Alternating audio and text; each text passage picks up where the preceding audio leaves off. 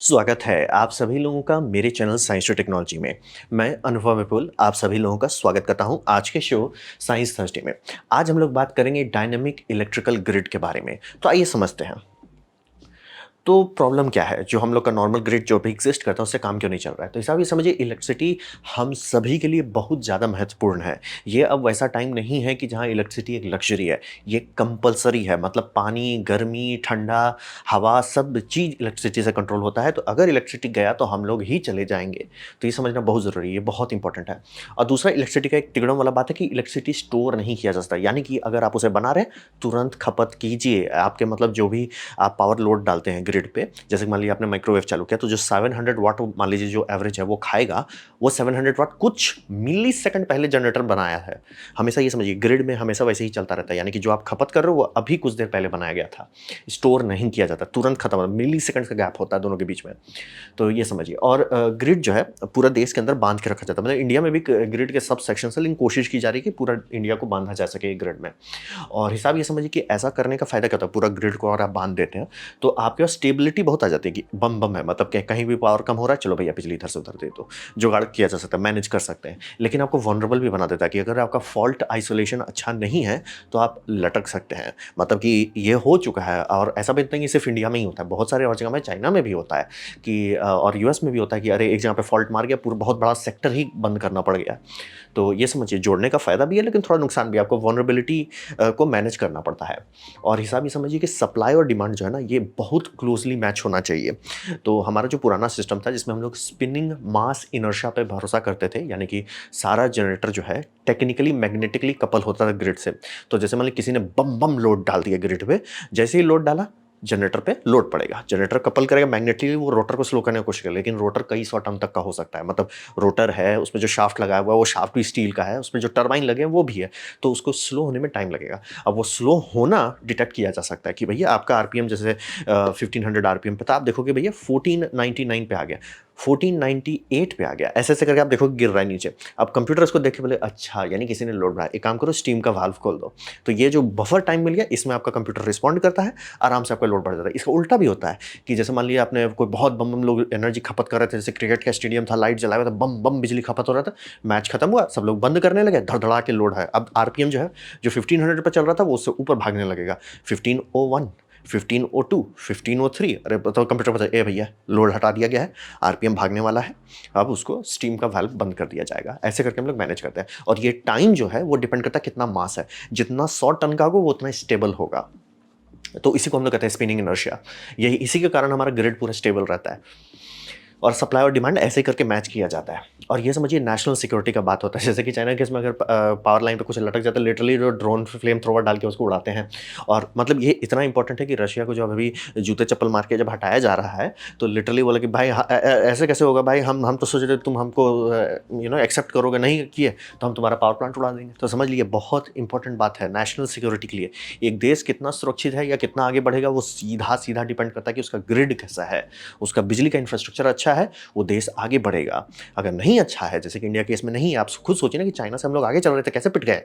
बात वही था कि हमारा बिजली पे हम लोग पूरा ध्यान नहीं दे पाए, सिवाय गुजरात को छोड़ के या राजस्थान को कुछ एरिया को छोड़ के आधा से ज़्यादा लोग बोलते हैं भैया बिजली तो यहाँ भगवान भरोसे है।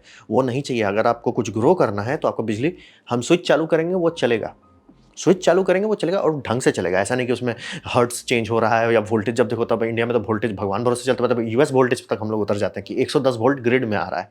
वो सब नहीं होगा सर, आपको अच्छी क्वालिटी का ब्रिज होना चाहिए, बिजली होना चाहिए, नहीं है लटक जाएंगे, बहुत सारा चीज़ पर नुकसान होता है उससे। तो अब बात करते हैं, एक पहला स्टेप लिया जा रहा है जो है स्मार्ट ग्रिड का। स्मार्ट ग्रिड समझिए कंज्यूमर साइड में काफ़ी मेहनत किया जा रहा है। तो इसमें हिसाब क्या है? हिसाब ये है कि मॉडर्न टेक्नोलॉजी का जो ग्रोथ हुआ है, अब इंटरकनेक्ट्स बनाना बहुत पॉसिबल है। यानी कि चीज़ तो हम लोग बहुत पहले भी बना सकते थे, रिले, कंट्रोलर ये सब बहुत पहले से बना सकते थे। लेकिन बात है कि ये सबको जोड़ना पॉसिबल नहीं था। लेकिन कम्युनिकेशन का, आईटी इंफ्रास्ट्रक्चर का जो इतना ग्रोथ हुआ, इससे इंटरकनेक्ट बनाना बहुत आसान हो गया। यानी कि अब आप पूरे के शहर में जितने घर हैं सबको जोड़ सकते हैं ग्रिड से। सबको ऐसा कर सकते हैं कि सब बता रहा हो कि मेरे घर में इतना का पावर कंजप्शन हो रहा है, इतना यहाँ पे मतलब, और वो भी आप डिवाइड कर सकते हो कि अभी एसी चल रहा है, अभी वाटर हीटर चल रहा है, अभी जेट पंप चल रहा है। ऐसे-ऐसे करके आप एक-एक डेटा कलेक्ट कर सकते हो और ये सारा मिलियंस ऑफ हाउस होल्ड का आप कलेक्ट करके एक जगह पे डेटाबेस निकाल सकते हैं। एक बहुत अच्छा डेटा बम-बम मात्रा में आपको मिल जाता है। और उससे आप ये समझिए कि अगर आप थोड़ा-सा समझदारी लगाते हैं, ज़्यादा नहीं बात कर रहा हूँ, समझदारी थोड़ा-सा लगाते हैं, तो बहुत ज़्यादा ऊर्जा बचा सकते हैं। जैसे एग्ज़ाम्पल देते हैं कि लाइन क भागा हुआ था, जो कि इंडिया में नॉर्मली होता है, लाइन आया। तो आप देखते होंगे कि जो पुराने स्टेबलाइज़र्स थे, जो हम लोग लगाते थे एसी सब में, वो चालू करो, चालू हो जाता था। नए वाले में आप देखेंगे कि जैसे मेरा यहाँ एक लगा हुआ माइक्रोटेक का, उसमें देखिए वो 10 सेकंड का काउंटडाउन टाइमर है कि भैया अगर लाइन आके तुरंत भाग जाएगा, फालतू का लोड नहीं डालेगा। अगर लाइन आता है, रुकता है, तब वो करेगा। अब यही सोचिए कि ऐसा ही सिस्टम को स्मार्ट ग्रिड से बांध दिया जाए, वो सिर्फ ये करेगा कि सारा का एसी एक-एक करके चालू करेगा। तो बोले इससे क्या फ़र्क पड़ेगा? बहुत ज़्यादा फ़र्क पड़ेगा, क्योंकि जब भी उतना बड़ा लोड डाला जाता है, इन रश करंट आता है। इन रश करंट आपका ट्रांसफार्मर को भूंजता है, तो उसे धीरे-धीरे भूंजेगा, वो सँभाल लेगा। एक झोंट का झटका दिए, ट्रांसफार्मर की लाइफ कम हो जाएगी। उसमें जो आपका समझिए इंसुलेटर है, जो कि आपका सारे एनामेल्ड वायर का इंसुलेटर है, वो ब्रेक डाउन कर सकता है और ट्रांसफार्मर स्वाहा हो सकता है। तो इसीलिए सिर्फ ऑन ऑफ करने की बात कर रहा हूँ कि भैया आप वही खपत कीजिए, आपका जितना बिजली खपत है वो एग्जैक्टली वही रहेगा, लेकिन बस टाइम कीजिए कि ये घर इसको अभी ऑन कर रहे हैं। कुछ मिली सेकंड उसका इनरश स्पाइक आया, गया, चला गया, कोई बात नहीं, ठीक है। अब दूसरा इनरश मारो, तीसरा मारो। सिर्फ ये करने से आप बहुत ऊर्जा बचा सकते हैं। सिर्फ ये करने से। ऐसा भी नहीं बोल रहा हूँ कि आप मत चलाइए एसी, आप चलाइए ना सर, कोई टेंशन नहीं, बस सब्र के साथ सब एक दूसरे को मैनेज करिए, ये बहुत चीज़ बचा सकता है। हम लोग रिड्यूस पीक टाइम लोडिंग भी घटा सकते हैं ग्रिड का, यानी कि सब मतलब अगर ग्रिड का सारा डेटा स्मार्ट में जा रहा है, तो वो नोटिस कर सकता है कि देखो भैया, रात में जो है ना बिजली सस्ते में मिलती है। आज सब लोग गधे लोग जो हैं सुबह ही सुबह सबके सब ये चला देते हैं गीजर एक साथ, सबकी बैंड बच जाती है। एक काम करो, गीजर रात को चालू करो, धीरे से आराम से फुल चार्ज मतलब वाटर हीट हो जाएगा, बंद करो, दूसरे का चालू करो, दूसरा जगह बीच बीच में उसको ट्रिकल, क्योंकि एक बार जब आपका हीटर फुल चार्ज हो जाता है तो बहुत कम पावर लेता है। या अगर और स्मार्ट करना चाहते हो तो उसमें ऐसा भी कर सकते हैं कि कंटिन्यूस हीटर लगा सकते हैं। जो मतलब मेन हीटर होगा वो आपका अराउंड होगा 2 किलोवाट तक का, जो छोटा हीटर होगा वो होगा 25-26 वाट का, मतलब जो इंसुलेटर से निकल रहा है, लीक हो रही है एनर्जी, उससे थोड़ा सा ज़्यादा पावर उसमें रहेगा, और वो थोड़ा सा आराम बेसिक लोड पे चल रहा है, आपको कोई लॉस का टेंशन नहीं है। सुबह सुबह सब लोग बोले सब एक धरा के गीजर चालू करने वाला झटका नहीं लगेगा। बहुत पीक लोडिंग पे बहुत असर पड़ेगा, और पीक लोडिंग के लिए हम लोग को पीकर पावर प्लांट लगाने पड़ते हैं। यानी कि जैसे अगर आप दिल्ली देखोगे तो दिल्ली का एक बेस लोड है कि भैया दिल्ली को 20,000 मतलब 20 गीगावाट खाना है, तो वो 20 गीगावाट खाएगा, लेकिन जरूरी नहीं कि वो 20 में ही रुक जाएगा, वो 20 से ऊपर भी भाग जाता है। तो जब ऊपर भागता है तो अलग अलग जेट प्लांट्स चालू करने पड़ते हैं, जो अगर आप एरिया में दिल्ली में घूमेंगे आपको दिखेगा, वो सब पीकर प्लांट्स दिल्ली के अंदर ही है, आप अगल बगल देखिएगा तो आपको दिख जाएगा। तो वो सब बंद करना चाहते हैं, कोई नहीं चलाना चाहता, इससे बहुत महंगा बिजली आती है सबसे, लेकिन करना पड़ता है क्योंकि आप ग्रिड अनस्टेबल हो जाएगा अगर उस टाइम आपने लोड बढ़ा दिया। क्योंकि जो मैंने आपको बताया कि हर पावर प्लांट जो है स्टीम का प्रेशर बढ़ा देगा, वो एक हद तक ही कर सकता है ना। जैसे मान लीजिए अगर 600 मेगावाट का जनरेटर है तो ऐसा थोड़ी कि वो 800-900 जनरेट करेगा, वो जनरली चल रहा होगा 500 पे, तो आखिरी का 100 का उसका बफर है कि भैया ठीक है हम 100 तक बढ़ा सकते हैं, लेकिन आप उससे भी ऊपर चले जाएंगे तो जनरेटर बोले भाई क्या कर रहे हो, ओवरलोडिंग में जा रहे हो, तब आपका सर्किट ब्रेकर ट्रिप कर देगा। तो यही समझिए कि स्मार्ट मैनेजमेंट अगर करते हैं ना, मतलब ऐसा नहीं कि वो तुम एसी मत चलाओ, नहीं नहीं सर जी आप चलाइए, कोई टेंशन वाली, बस हम बस सब्र डाल देंगे उसके बीच में, समझ रहे हैं। दर दर दर करके नहीं करना है, टक हो गया चिल, हाँ हो गया चिल, हो गया चिल, एक एक करके बस स्मार्टिफाई कर देंगे, आधा समस्या सॉल्व हो जाएगा। और ये सिर्फ कंज्यूमर के साइड में हो रहा है, मैं जनरेशन को छुआ भी नहीं अभी तक। सिर्फ कंज्यूमर के साइड में स्मार्ट मीटर्स का इस्तेमाल करके, स्मार्ट इंटीग्रेशन का इस्तेमाल करके, वो डेटा को वाइजली यूज करके अब आधा समस्या सुलझा सकते हो। ये सिर्फ एक यूनिट हुआ।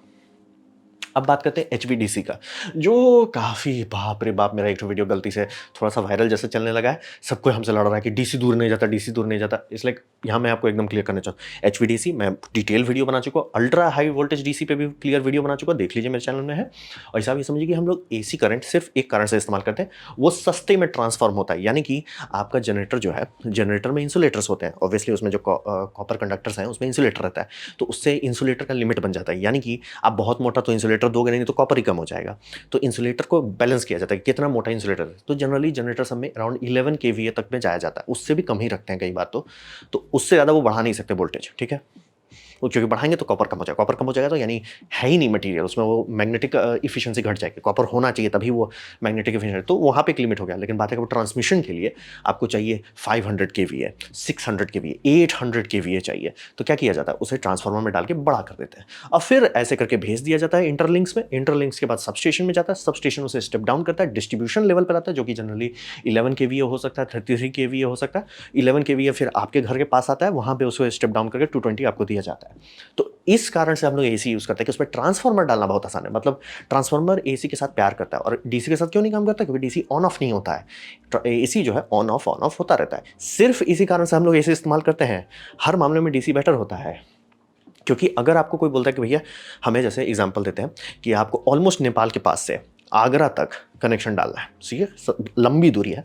अगर आप वो एसी से किए, मतलब कि एसी हाई वोल्टेज लाइन से किए, जाएगा ही नहीं सर, बिजली बिजली गायब हो जाएगी सर, वह जाएगा ही नहीं, पहुंचेगा ही नहीं। तो वही समझिए कि अगर आपको लॉन्ग रेंज बात करना है, यानी कि 500 किलोमीटर आप क्रॉस कर रहे हो या 800 किलोमीटर आप क्रॉस कर रहे हो, सोचना ही नहीं, आप मुंह खोल के किसी के सामने बोल देना कि हम 500 किलोमीटर तक बिजली ले जाएंगे, वो भी एसी पे, लोग बोलेगा भाई साइंस पढ़ा नहीं है, रट्टा मार के आया है। तो वही समझिए कि अगर आपको लॉन्ग दूरी में बिजली भेजना है, आपको डीसी भेजना पड़ेगा। और डीसी का बहुत अच्छे अच्छे लिंक इंडिया में बने पड़े हैं। इंडिया का मतलब, और ये 2016 की बात कर रहा हूँ, इंडिया का वर्ल्ड का पहला HVDC इंटरकनेक्ट है, यानी कि A B and C connected है, जो कि मैं बताया, इसका नाम है 800 kVA का है। बैंगलोर तक में भी एक वाला एरिया है, हाँ, नॉर्थ ईस्ट आगरा स्टेशन जो है वो बनाया गया था, और इसका कैपेसिटी है 8 गीगावाट, यानी 8000 मेगावाट का कैपेसिटी है, भारत में लगा हुआ है, और लोग हमसे लड़ रहे हैं डीसी दूर नहीं जाता। आप कैसे जानोगे डीसी का? कभी तार देख रहे हो, वहाँ पे आपको 2 दिखेगा, या 1 दिखेगा या 2 दिखेगा, तब आप समझ लीजिए वो डीसी है।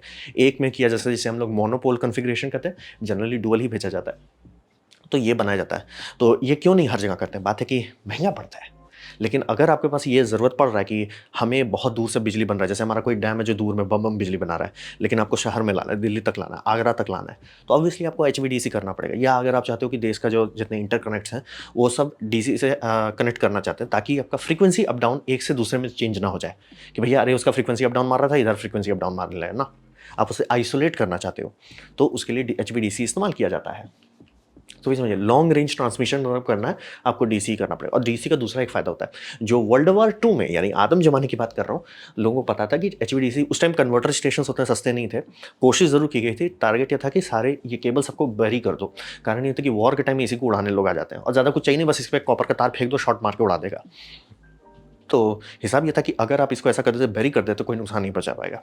तो बैरी क्यों नहीं कर सकते? एसी को अगर आप बैरी किए, कैपेसिटेंस लॉस बैंड बजा देगा, बिजली आपका ट्रांसफर ही नहीं होगा एक दूसरे जगह से। मतलब आप इसीलिए एसी लाइन जब भी बैरी किया जाता है, शॉर्ट दूरी के लिए किया जाता है, और बहुत लॉस होता है, बहुत मोटा तार लगता है, बहुत गर्म होता है। इसलिए आप देखिए जनरली सिर्फ 11 केवी का आपको दिखेगा बैरी किया हुआ, और भी बहुत दूर नहीं, मतलब सब स्टेशन तक तो जनरली ऊपर ही रहता है।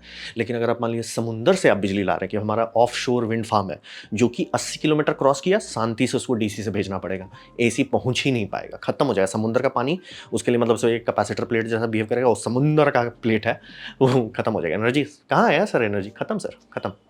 तो इसीलिए अगर आपको अंडरग्राउंड करना है या लॉन्ग दूरी करना है, आपको शांति से हाई वोल्टेज डीसी पे जाना पड़ेगा।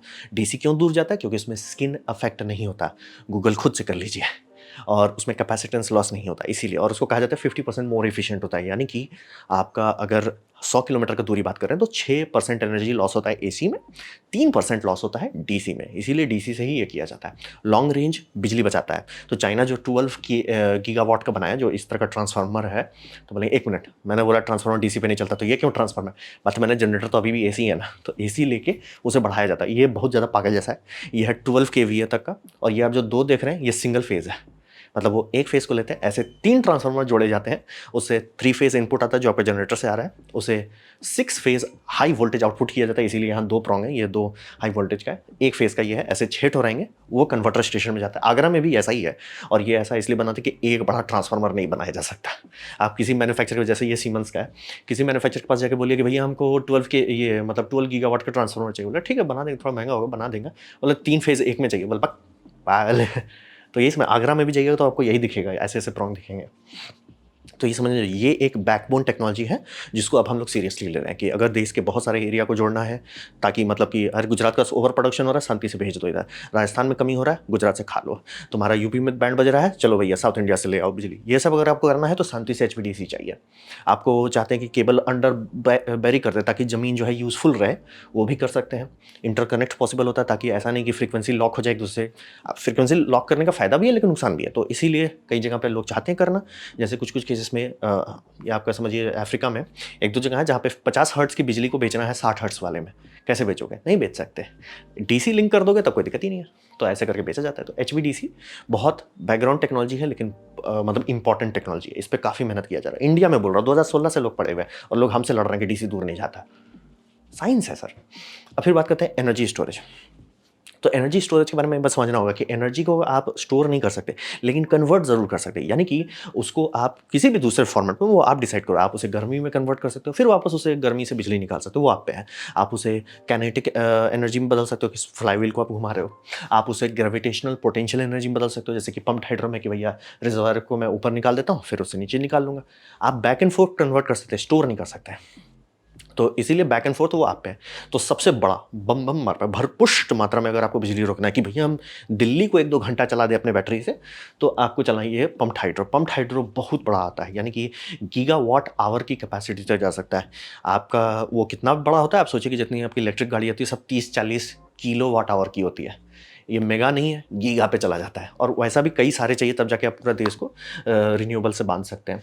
और इलेक्ट्रोकेमिकल का भी यूज़ है, ऐसा नहीं कि जैसे पम्प्ड हाइड्रो में बताया, और बड़ा है, आदम ज़माने से लोग बना रहे हैं, यूज़ है, इंडिया में भी काफ़ी सारे हैं। तो बात है कि उससे काफ़ी काम हो जाता है, लेकिन उसमें एक साइड इफेक्ट है, वो धीमा होता है। यानी कि अभी लोड बढ़ा, वो तुरंत नहीं कुछ कर सकता। बोला भाई नहीं हम नहीं कर, हमको 1-2 घंटा लगता है उसको स्विच करने में। मतलब ये जनरेटर मोड से पंप मोड में आने में वाल्व बंद करना, फ्लश करना, मतलब स्टेप्स हैं, तुरंत नहीं स्टार्ट होगा। लेकिन मतलब ऐसा नहीं कि कई घंटे लगेंगे, लेकिन मतलब टाइम लगता है, इंस्टेंट नहीं है। अगर आपको चाहिए जिसमें आपको ग्रिड स्टेबलाइजेशन, ग्रिड भैया स्थिर रहे, तुरंत बिजली कम हो रहा है तुरंत चाहिए, क्योंकि मतलब स्टीम प्रेशर्स का भी लिमिट होता है भैया। आपका ऐसा थोड़ी है कि जो जनरेटर 600 मेगावाट के लिए बना हुआ 900 मेगावाट देने लगेगा पीक में। तो वहाँ पे जहाँ आपको पीकर प्लांट जिसे कहते हैं, वहाँ पे आप ये लगा सकते हैं, इस तरह के बैटरी बैंक लगा सकते हैं, या सोलर के बगल में लगा सकते हैं कि अगर कोई क्लाउड जा रहा है और एक लोड उसी टाइम आ रहा है, तो वो बैटरी संभाल ले, भाई हम थोड़ा संभाले। क्यों? इलेक्ट्रोकेमिकल जितने सोल्यूशंस हैं वो बहुत फास्ट होते हैं, इंस्टेंट पट से वो आपको बिजली दे सकते हैं, मिली सेकंड्स में वो आपका एनर्जी का डेफिसिट मैनेज कर सकते हैं। पंप्ड हाइड्रो कि भैया आप दिन भर में आपने पूरा चार्ज किया, रात को वो संभाल लेगा, भैया रात को हम संभाल लेते हैं, कोई टेंशन नहीं है दिन में। लेकिन अगर फटाफट चाहिए तो उसके लिए इलेक्ट्रोकेमिकल इस्तेमाल करना होगा। और बहुत सारे और टाइप पे भी R&D की जा रही है, और यही से हम लोग रिन्यूएबल एनर्जी इंटीग्रेशन कर सकते हैं। क्यों रिन्यूएबल में जाना चाहिए? अगर आपको पर्यावरण से कोई लेना देना नहीं, कोई बात नहीं, आप देश की आज़ादी तो चाहते हो ना। आप ऐसा तो नहीं चाहोगे ना कि कोई दूसरा देश आपका तेल का टैप बंद कर दे और आपकी पैं हो जाए। आप नहीं चाहोगे ना श्रीलंका जैसा कि दूसरे देश उसको तेल बेचना बंद कर दे, तो नहीं भैया हम लोग बर्बाद हो गए, स्कूल में एग्जाम नहीं हो रहा, क्यों? ये इंक खत्म हो गया, क्योंकि सादा पैसा तो चल गया आपका तेल खरीदने में। ऐसा कभी नहीं चाहेंगे ना आप। तो इसलिए रिन्यूएबल आपको एक आज़ादी दे देता है कि भैया टेंशन मत लो, सूरज तो निकलेगा ही कल। हाँ, थोड़ा कम बेसी हो सकता है, लेकिन निकलेगा तो। विंड आप डाल देते हो, आज कम हो सकता है, कल ज़्यादा हो सकता है, लेकिन होता रहेगा रेगुलर। आप उसमें टाइडल डालते हो, होता रहेगा सर। तो यही समझिए, रिन्यूएबल के पीछे लोग इसलिए भागते हैं कि आज़ादी मिलती है देश को, कि ये नहीं है कि भैया सऊदी अरेबिया में लड़ाई झगड़ा हो रहा है तो हमारा तेल का दाम बढ़ रहा है। क्यों भैया सर, आज दाल रोटी क्यों महंगा हो गया? तेल का दाम भाग गया। तो इसीलिए लोग एनर्जी स्टोरेज के पीछे भाग रहे हैं, ताकि देश आज़ाद हो सके। तो बताइए उम्मीद क्या है हमारी, जो इतना रिसर्च डेवलपमेंट किया जा रहा है, उम्मीद क्या है? उम्मीद यह है कि ग्रिड जो है ना हमारा आदम ज़माने का बना हुआ है, मतलब 1950s में जो हम लोगों ने सीखा समझा, बस उसी को लेकर दौड़ गए, मतलब दौड़ गए सर। तो बात है कि उसको एक्सपैंड तो कर दिए, लेकिन वो उतना मैच्योर नहीं हुआ। मतलब समझे कि है, बड़ा ज़रूर है, बम बम है, भरपुष्ट है, लेकिन समझदार नहीं है। हमें उसे समझदार बनाना है, और बहुत सारा वेक्टर को अपडेट करना। मैंने सिर्फ 3 वेक्टर बताया। पहला, कंज्यूमर साइड में स्मार्ट बनाना पड़ेगा। ट्रांसमिशन साइड में HVDC लिंक से काफ़ी सारे जोड़ने पड़ेंगे। इंडिया में अराउंड 5 आइलैंड्स हैं, उस सबको जोड़ना पड़ेगा, मतलब बिजली के मामले में। HVDC और प्लस ट्रांसफर करना भी अलाउ कर देता है, गीगावाट पे गीगावाट आप इधर से उधर कर सकते हैं बिना लॉस के, मतलब कम लॉस के कर सकते हैं। वो सबको अपग्रेड करना। ग्रिड स्टोरेज एनर्जी अगर आप डालने लगते हैं तो अप डाउन बहुत अच्छे से मैनेज हो सकता है, और रिन्यूएबल को इंटीग्रेट करना आसान हो जाता है। तो यही समझिए कि हमारा जो ओल्ड सिस्टम है ना, ये हमें रोक के रखा हुआ है, कि मतलब ग्रोथ नहीं हो सकता देश का उतना, और वनरेबल भी है। जैसे कि सिंपल एग्जांपल देख लीजिए कि अगर आपका कोल पावर प्लांट है एक जगह पे, उसको कोई मिसाइल मार दिया, खत्म सर, आप तो लटक गए। लेकिन भाई मान लीजिए कई सारे सोलर फार्म्स हैं, मतलब ये ट्राई करते रहो ना, ऐसा नहीं कि नहीं नुकसान किया जाता, बस बहुत मेहनत लगेगा, बहुत खर्चा होगा। अब वही मान लीजिए हर घर में अगर हर रूफटॉप सोलर लग जाता है, या हर बड़े बिल्डिंग में जिसमें किया जा सकता है, तो आपका रेजिस्टेंस की कितना आप टिक सकते हो, कितना मतलब कितना समझिए जुझारू आप हो सकते हो, वो काफ़ी हाई हो जाएगा कि हाँ भाई हम संभाल लेंगे। ऐसा नहीं है कि भैया ये डैम गया तो हम सबके सब लटक जाएंगे, वैसा नहीं होगा। नुकसान होगा, दर्द होगा, लेकिन आप संभाल पाओगे। तो वही समझिए। और हमें CO2 को, इमिशन को अगर कम करना है, तो ये करना ही पड़ेगा।